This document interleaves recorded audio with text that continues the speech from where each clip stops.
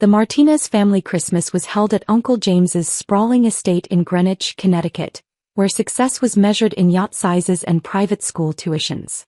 I sat on the leather couch in his home office, the one place I could escape the noise, reviewing market data on my laptop while the party continued in the main house.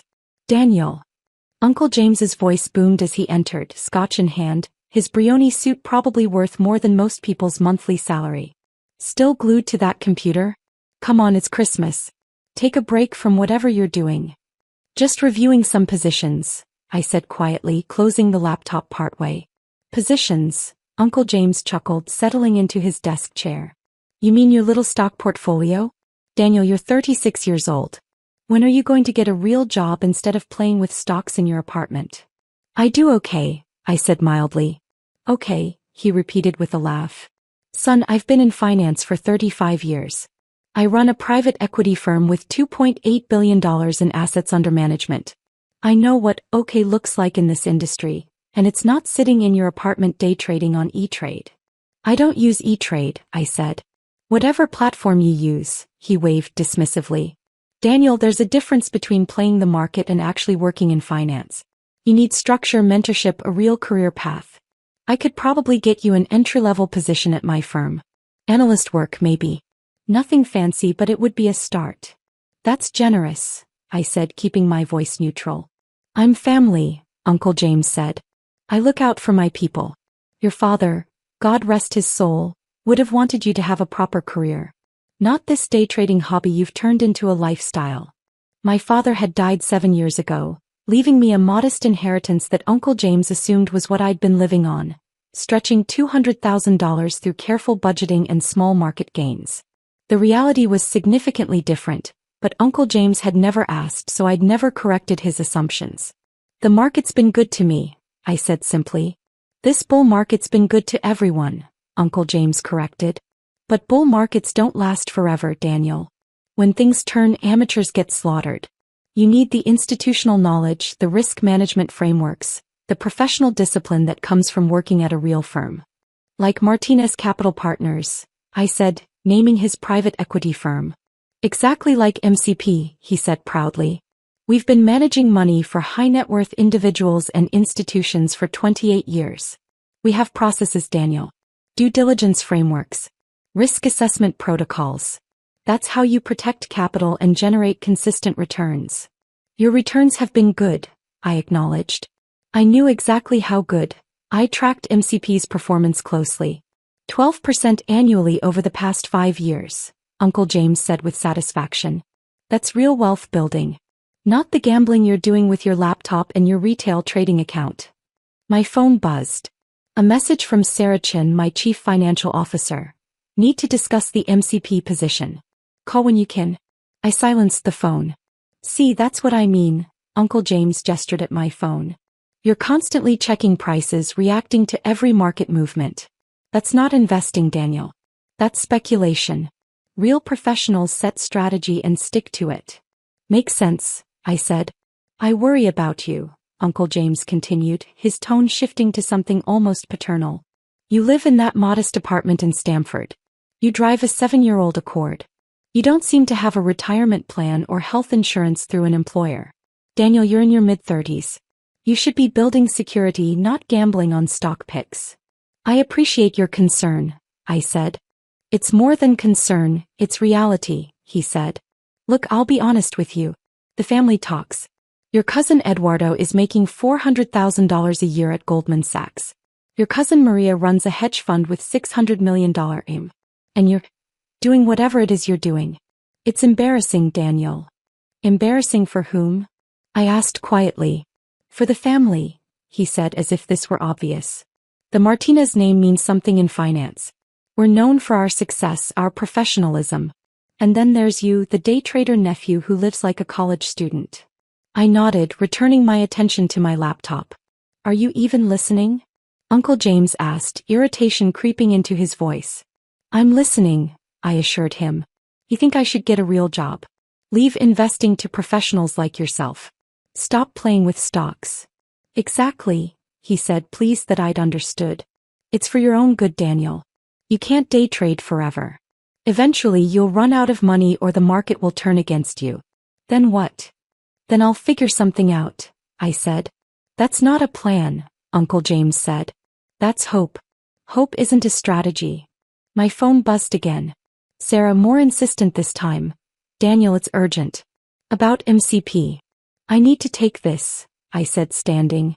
Work call. Work, Uncle James snorted. Fine. But think about what I said. The offer stands. I'll get you an interview at MCP. Entry level, but it's a foot in the door. Better than whatever you're doing now.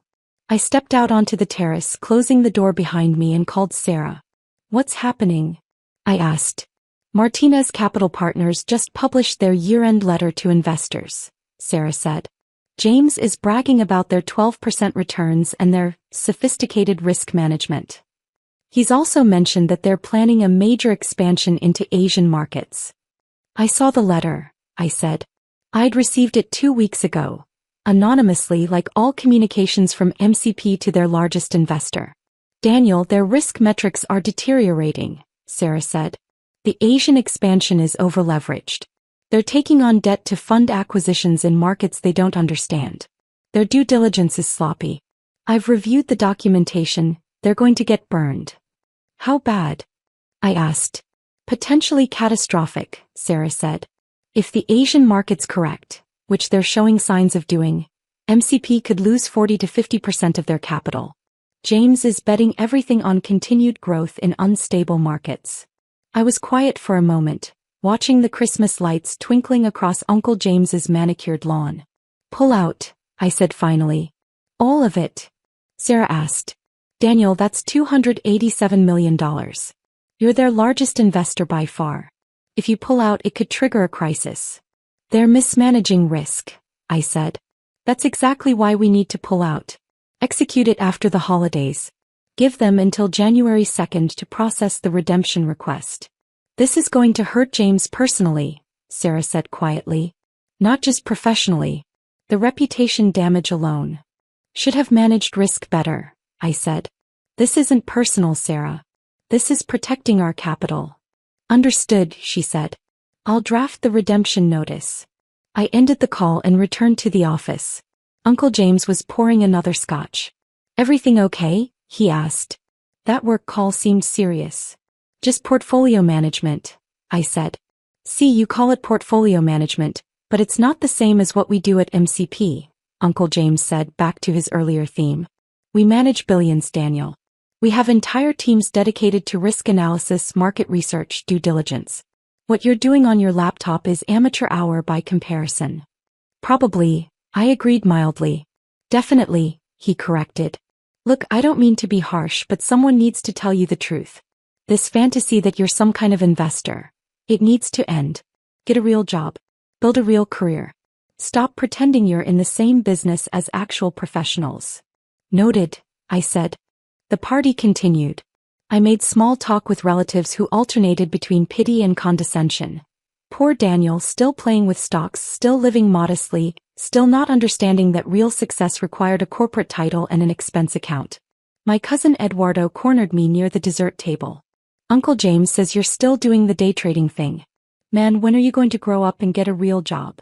Maybe soon, I said. You should let me give you some tips, Eduardo offered. Working at Goldman, I see how real professionals operate. You can't just pick stocks based on feeling or tips from Reddit. You need institutional knowledge. Like you have at Goldman, I said. Exactly, Eduardo said, missing my tone entirely. We have resources you can't even imagine. Research teams, AI algorithms, direct access to companies.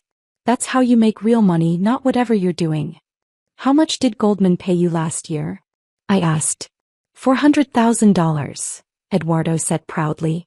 Plus bonus. Plus benefits. That's what real success looks like, Daniel. Congratulations, I said sincerely. Maybe I could get you an interview, Eduardo offered. Not for anything senior, obviously. But we're always looking for junior analysts. Pays about $150,000 to start. You'd have to work your way up, but it's better than day trading.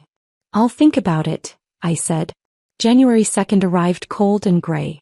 I was in my modest apartment in Stamford, Actually, a 3,000 square foot penthouse I owned outright in a building I'd invested in 5 years ago, when Sarah called. The redemption notice went out this morning, she said. MCP has 30 days to process the withdrawal of $287 million. How did they react? I asked. James called immediately, Sarah said. He's panicking. He wants to know who the anonymous investor is, wants to negotiate, wants to understand why we're pulling out. His CFO is apparently in crisis mode. And you told them?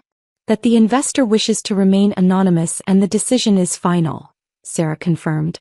Daniel, $287 million is 72% of MCP's total assets under management. This is going to cripple them.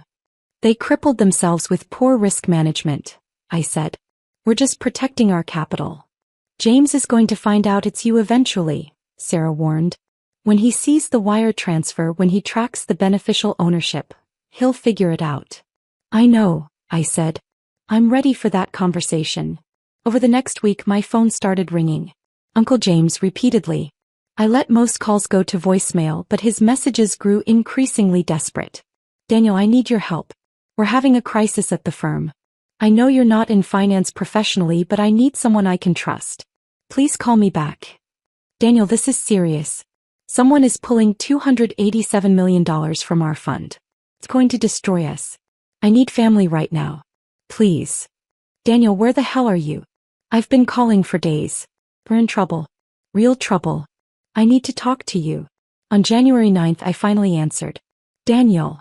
Uncle James sounded ragged. Thank God. I've been trying to reach you for a week. I saw your messages, I said. What's going on?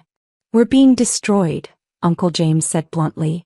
Our largest investor, someone we've never even met who invests through layers of shell companies, is pulling out. $287 million, Daniel. That's 72% of our AUM. When word gets out, the other investors will panic and redeem too. We're finished. That's terrible, I said. What happened? I don't know. Uncle James's voice cracked. We've had 12% returns for 5 years. Our performance has been excellent. But this investor just suddenly decided to pull out. No explanation, no warning, nothing. Have you asked them why? I suggested. They won't talk to us, Uncle James said. They're completely anonymous. Work through lawyers and shell companies. We have no idea who they are or why they're doing this. Maybe they disagree with your investment strategy, I said quietly. How could they disagree? We've been making money for 5 years. Uncle James protested. Unless, Daniel, you're smart with this stuff. You follow the markets. Do you see something we're missing? Your Asian expansion is over-leveraged, I said simply. You're taking on too much debt to fund acquisitions in unstable markets. Your risk management metrics are deteriorating. If those markets correct, you'll lose 40 to 50% of your remaining capital. There was a long silence. How do you know about our Asian expansion? Uncle James asked slowly. That's confidential information. We only share that with investors. You share it with all investors, I said, including anonymous ones who invest through shell companies. Another silence, longer this time. Daniel, Uncle James said carefully, what are you saying? I'm saying I've been your largest investor for 5 years, I said calmly. The $287 million being withdrawn. That's mine. Well, technically it's held through Clearwater Investment Holdings, which is owned by Summit Capital Trust, which is owned by Meridian Asset Group, which I own. But yes, it's my money. That's impossible, Uncle James said, but his voice lacked conviction. You're a day trader. You live in a modest apartment. You drive an Accord. I live in a penthouse I own outright, I corrected. I drive an Accord because it's reliable and I don't need a flashy car. And I'm not a day trader, Uncle James. I'm a private investor managing a portfolio of approximately $1.2 billion. $1.2 billion, he repeated faintly. Dad left me $200,000 7 years ago, I explained. I turned it into $8 million in 18 months through some concentrated bets that paid off. I've been compounding that capital ever since. Currently, I manage money for myself and about 30 other ultra-high net worth individuals who appreciate discretion. But you work from home. You don't have an office. I have a team of 12 people, I said. CFO, analysts, legal counsel, compliance officers. They work remotely. We don't need a fancy office to analyze investments and manage risk. The $287 million you invested in my firm, Uncle James said slowly. That was 5 years ago. You were 31 years old with what, maybe $20 million to invest. $35 million at the time, I corrected. MCP was attractive because your returns were solid and your risk management looked good. I invested $35 million initially, and it grew to $287 million over 5 years. 12% annually compounds nicely. Why didn't you tell me? Uncle James asked, and he sounded genuinely hurt. You never asked, I said simply. You assumed I was a day trader playing with Dad's inheritance. You mocked my work, dismissed my career, told me to get a real job. You measured my success by visible markers, office, title, expense account, and concluded I was a failure. But we could have worked together. As partners. No, I said firmly. You wanted to give me an entry-level analyst position. You wanted me to learn from you to understand how real professionals operate. You weren't interested in partnership. You were interested in charity. Daniel. I'm withdrawing my capital because your risk management has deteriorated, I continued. The Asian expansion is reckless. You're over-leveraged. You're chasing returns without properly assessing downside risk. That's not how I invest, and I won't leave $287 million in a fund that's mismanaging risk. We can fix it, Uncle James said desperately. If you give us time. I gave you 5 years, I said. You had excellent risk management when I invested. Then you started chasing higher returns, taking bigger risks, convincing yourself that the bull market would last forever. I warned you, through my representatives, about the Asian exposure 6 months ago. You ignored the feedback. That was you, the anonymous investor who questioned our Asia strategy. That was me, I confirmed. You dismissed the concerns as coming from someone who didn't understand the opportunity. Your exact words in the letter you sent to investors in July. Uncle James was silent. The redemption stands, I said. Transfer the $287 million by January 31st. After that, what you do with MCP is your business. But I won't be involved anymore. This will destroy the firm, Uncle James said quietly. When the other investors hear that our largest backer pulled out, they'll panic. We'll have a run. We'll have to liquidate everything. You'll survive, I said. You'll be smaller, humbler, hopefully more careful about risk. But you'll survive. The family is going to hear about this, Uncle James said, and there was an edge of anger now. They're going to know you destroyed my firm. I didn't destroy your firm, I corrected. Your poor risk management did. I'm just protecting my capital. That's what real investors do, Uncle James. We manage risk first, chase returns second. I ended the call. The Martinez family WhatsApp group exploded within hours. Uncle James had apparently told everyone his version of events, which painted me as the villain who'd secretly invested in his firm and then betrayed him by withdrawing at the worst possible time. My cousin Eduardo called. Daniel, what the hell? You destroyed Uncle James's firm. I withdrew my investment, I said. There's a difference. You were his largest investor and you never told him it was you. That's deceptive. I was an anonymous investor, I corrected. Like many institutional investors prefer to be.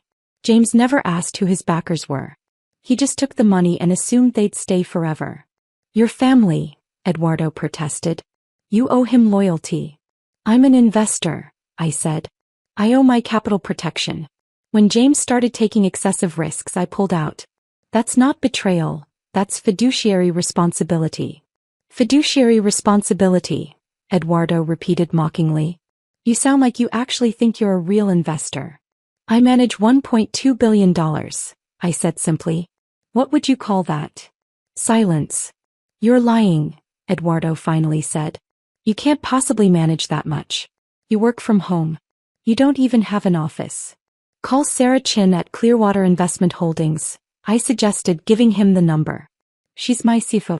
She can verify whatever you want to know. This is insane, Eduardo said and hung up. My cousin Maria called next. She was smarter, less emotional. Daniel, I'm looking at the Delaware Corporation filings. Clearwater Investment Holdings, Summit Capital Trust, Meridian Asset Group. They all trace back to you. This is real. It's real, I confirmed. How much are you actually managing? She asked. $1.2 billion in total portfolio value, I said. About 30 clients, all ultra-high net worth individuals who value discretion. And you've been doing this from your apartment in Stamford? Technology makes physical offices unnecessary, I said. My team works remotely. We have video conferences, shared secure databases, everything we need. The work matters, not the office. Jesus, Daniel, Maria said softly. I run a $600 million fund and I thought I was doing well. You've got double my aim and none of us knew. That was intentional, I said. I prefer operating quietly. Why? Why hide this from family? Because the family was more interested in judging me than understanding me, I said. Uncle James spent 5 years telling me to get a real job while I was literally his largest investor. Eduardo mocked my day trading while I was managing more money than Goldman paid him. You all measured my success by visible markers and concluded I was a failure. We were wrong, Maria said quietly. Yes, I agreed. What happens now? She asked. With Uncle James's firm? That's up to him, I said. If he's smart, he'll deleverage, reduce his risk exposure, rebuild slowly with better discipline. If he's not, he'll keep chasing returns and lose everything. You could help him, Maria suggested. I tried, I said. 6 months ago, through my representatives, I questioned his Asian expansion. He dismissed the concerns. He wanted the higher returns more than he wanted prudent risk management. That's not someone I can work with. Cold, Maria observed. Professional, I corrected. I manage other people's money, Maria. I have a fiduciary duty to protect that capital. When a fund manager starts taking excessive risks, I pull out. That's not cold, that's responsible. Fair enough, she said. For what it's worth, I think you did the right thing. Uncle James got cocky. He needed a reality check. He's getting one, I said. The family drama continued for weeks. Half the relatives sided with Uncle James. Betrayal, disloyalty, how could Daniel destroy family? The other half started looking at me with new eyes, particularly when they realized the scope of what I'd actually built. Uncle James himself didn't call again until February 15th. The redemption is processed, he said without preamble. The $287 million is being wired to Clearwater Investment Holdings today. Thank you, I said. For what it's worth, you were right, Uncle James said quietly. The Asian markets corrected last week. If we kept your money invested in our expansion strategy, we'd have lost 40% of it. Maybe 50%. You called it perfectly. I'm sorry it happened, I said and meant it. Are you? Uncle James asked. You seem pretty calm for someone who just destroyed his uncle's firm. I didn't destroy your firm, I said again. I withdrew my capital based on risk assessment. Your firm will survive, smaller but wiser. You still have $112 million in AUM from other investors who believe in you. That's enough to rebuild. If I can keep them from redeeming, Uncle James said. Then show them you've learned, I suggested. Deleverage. Improve your risk management. Prove that this was a learning experience, not a character flaw. Investors value wisdom gained from mistakes. Is that what you tell your clients? Uncle James asked. When you make mistakes? I tell them the truth, I said. About what went wrong, why it went wrong, and how I'm fixing it. Transparency builds trust. Defensiveness destroys it. Uncle James was quiet for a moment. You really do know what you're doing, don't you? This isn't luck or a bull market. You actually understand this business. I've spent 15 years learning it, I said. Not in offices or boardrooms but in markets. Learning from mistakes, refining strategies, building discipline. The same way you built MCP 28 years ago, before you got complacent. Complacent, he repeated. That's what I've been. You're right. I got confident, started chasing returns, stopped questioning my assumptions. The anonymous investor feedback, your feedback, I should have listened. Yes, I agreed. You should have. Can I ask you something? Uncle James said. If I fix this, if I rebuild MCP with better risk management, better discipline, would you consider reinvesting? Maybe, I said. In 2 or 3 years, if your track record shows consistent risk management and you stop chasing outsized returns. But I'll always remain anonymous, Uncle James. That's non-negotiable. Why? He asked. Why hide when you're this successful? Because success isn't about recognition, I said. It's about doing the work well. I don't need people to know I manage $1.2 billion. I need to manage it responsibly. The moment I start caring more about reputation than results, I'll start making mistakes. Like I did, Uncle James said. Like you did, I agreed. Daniel. Uncle James said. I'm sorry. For how I treated you. For assuming you were just day trading. For offering you an entry-level analyst position like I was doing you a favor. You've been more successful than I have and I was too blind to see it. Thank you, I said quietly. For what? For finally asking instead of assuming, I said. That's all I ever wanted. For someone to actually ask what I do instead of deciding they already knew. The Martinez family Easter gathering was subdued compared to Christmas. Uncle James's firm had stabilized, he'd deleveraged, refocused on core competencies, and retained about $95 million in AUM from investors who believed in his recovery plan. Eduardo was noticeably quieter around me. Maria sought me out for investment advice. The family dynamic had shifted.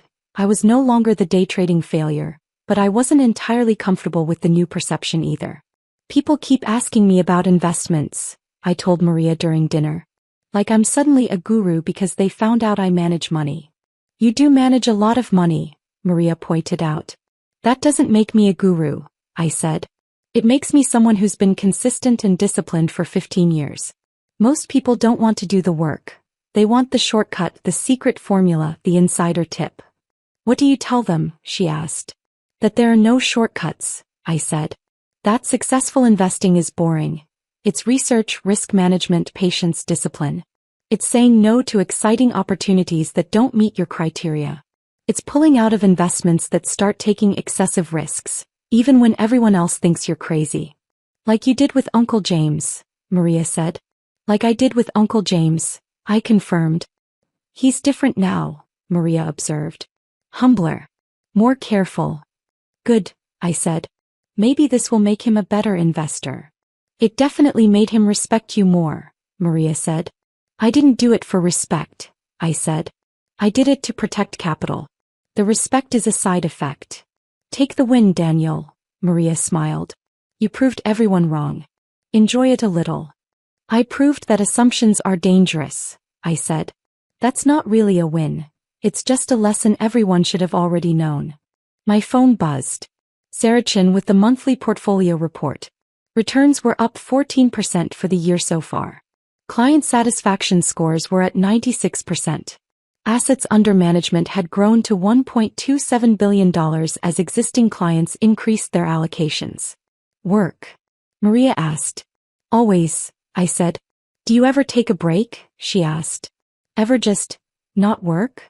This is what I love, I said simply. Analyzing markets, managing risk, growing capital. Why would I take a break from something I love? Because that's what normal people do, she said. I'm not normal people, I said. I'm someone who found work that matters to me and built a life around it. The modest apartment, the old Accord, the low profile, that's all intentional. It keeps me focused on what actually matters. Which is? The work, I said. Always the work. The returns, the risk management, the capital protection. That's what I get paid to do. That's what I'm good at. Everything else is just noise. Uncle James approached us, looking hesitant. Daniel, can we talk? Of course, I said. Maria excused herself, leaving us alone on the terrace. I've been thinking, Uncle James said, about what you said. About rebuilding MCP with better discipline. I wanted to run something by you. Hey, I said. What if we partnered? He asked. Not you investing in MCP, but actually working together. You bring your analytical skills, your risk management expertise. I bring the institutional relationships, the operational infrastructure. We could build something really special. I looked at him carefully. You want me to work for you? With me, he corrected. As partners. Equal partners. I don't need a partner, I said gently. I have a team, a process, a structure that works. What would partnership with MCP give me that I don't already have? Uncle James deflated slightly. Nothing, I suppose. I just thought. I don't know what I thought. That maybe we could build something together. We can, I said. Just not as partners. Fix your firm. Prove you've learned. Show consistent risk management over 2 to 3 years. Then I'll consider reinvesting. That's how we build something together. Through proven performance, not partnership promises. Always the professional, Uncle James said, but he smiled.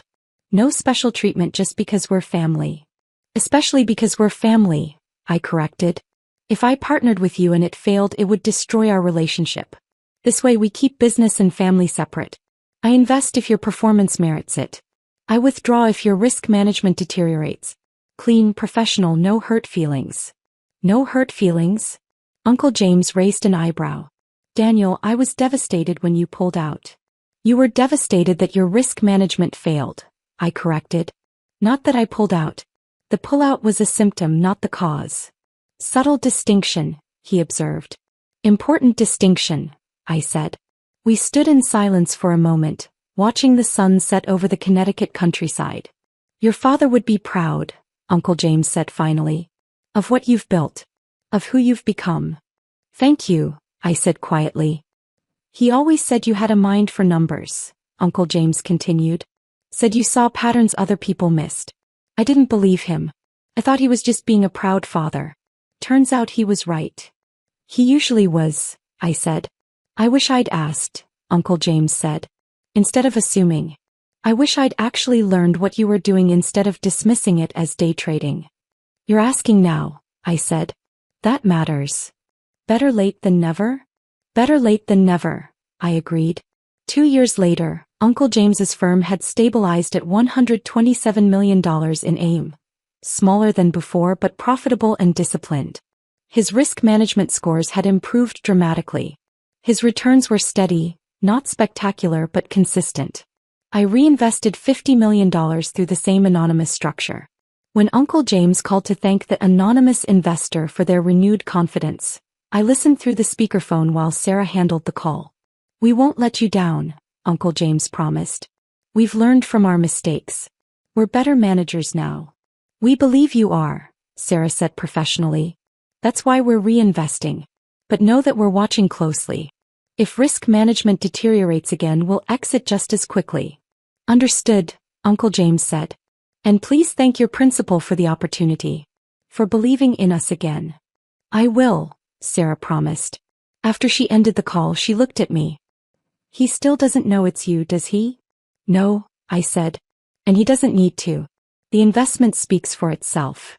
You're a strange man, Daniel Martinez, Sarah said.